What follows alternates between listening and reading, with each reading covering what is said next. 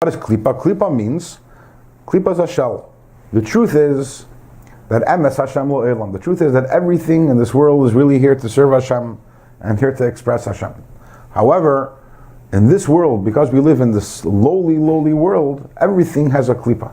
Klipa means a shell, a cover, where that truth isn't apparent. And because that truth isn't apparent, everything has an ego, everything has a self. Why am I here? To serve myself. It's not only the person who says that, everything says that. This table says that. You look at the table, what does it say? I exist. It doesn't tell you about Hashem, it doesn't tell you about His divine purpose. That's the klipa. If it wouldn't be for the klipa, we'd look at a table and we see something that serves Hashem, just like we look at a Sefer Torah. And you say, what is Sefer Torah? Is a Davar Kaddish? It doesn't hide what it is. Everything in the world is the same way, but everything has a klipa. However, says the Alter Rebbe, within klipa itself, there are two levels of klipa. There's what's called klipas noiga, and there's gimel klipas hatmeis. What's the difference between klipas noiga and gimel klipas hatmeis?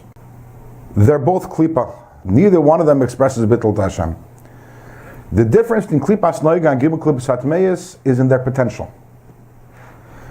Gimel klipas hatmeis is something which can never become batal to Hashem. It's something which it's forbidden for us to engage in that, because that object or that act, Hashem decided that can never be utilized and used for Hashem. Klipas noiga has the potential to be elevated. If used properly, we can elevate it to kedusha. If a person engages in klipas noiga l'shem shamayim, he engages klipas noiga in order to be able to daven, in order to be able to learn, in order to be able to serve Hashem, in order to be able to give tzedakah. So he's eating, he's drinking, he's working, he's sleeping, whatever the person is doing, it's for the correct purposes, it's l'shem shamayim. Then says the Alter Rebbe, Kegoyin derech masel, for example, ha'oichel bishra shmeina detura, someone who eats fatty meat, fatty beef, v'shoysa yayin mevusam, and drinks exquisite wine, and the purpose is laharchiv daite l'Hashem l'tiraseh, and the purpose is in order to expand the mind for Hashem and for His Torah. If you ever had a good meal and you feel good afterwards, feel good.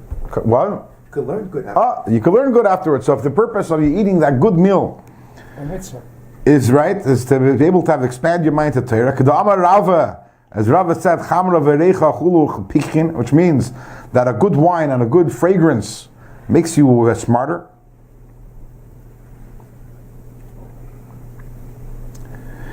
Or if you're eating delicious food and drinking wine because you want to be mekayim the mitzvah of Einik Shabbos, then you elevate, you disencumber the sparks which was in that meat and the wine, which originally received its vitality, its energy from klipas noiga, and this energy goes out to Hashem. It's mamish like you're bringing a carbon to Hashem. Imagine that. Wow.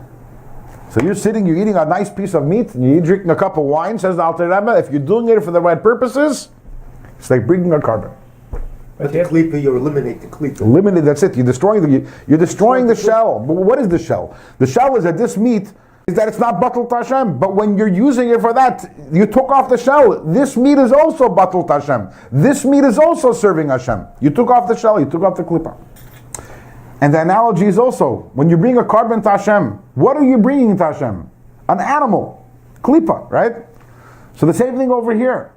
When I go and I take something, an animalistic thing, I take something which is gashmi, which is klipa, and I use it properly, it's mamish karbon. The beauty of what Alter Rebbe is saying over here is, usually when we think of eating the l'shem shamayim, we think of, we eat a piece of bread, preferably a day old or 2 days old, because it shouldn't taste too good. If I want to do l'shem shamayim, I can't have any enjoyment from it, right? And some water, warm water. And we don't think in terms of eating a steak, l'shem shamayim. We don't think in terms of drinking a good cup of wine, taking a cup of Chardonnay, l'shem shamayim. What the Rebbe is saying over here is that you don't have to abstain from this world. You don't have to abstain. Just use it for the right reason. And We're human beings. We're human beings, we're physical beings. And therefore, by nature, physical pleasure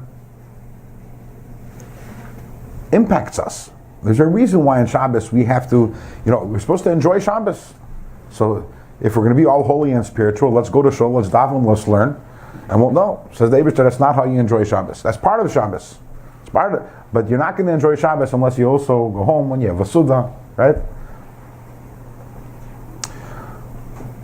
So if we can leverage that, understand that when I have a piece of meat, I feel afterwards, I feel good. And I can now go and I can sit down and learn a Sugi Gemara with a Geshmak. There's nothing wrong with it. And if there would have been something wrong with that, if there would be something wrong with that, then the meat wouldn't be kosher. The fact that it's kosher means it's klipas noiga. The fact that it's klipas noiga means that it could be elevated. Something which can't be elevated, can't be used for kedusha, is by definition is aser.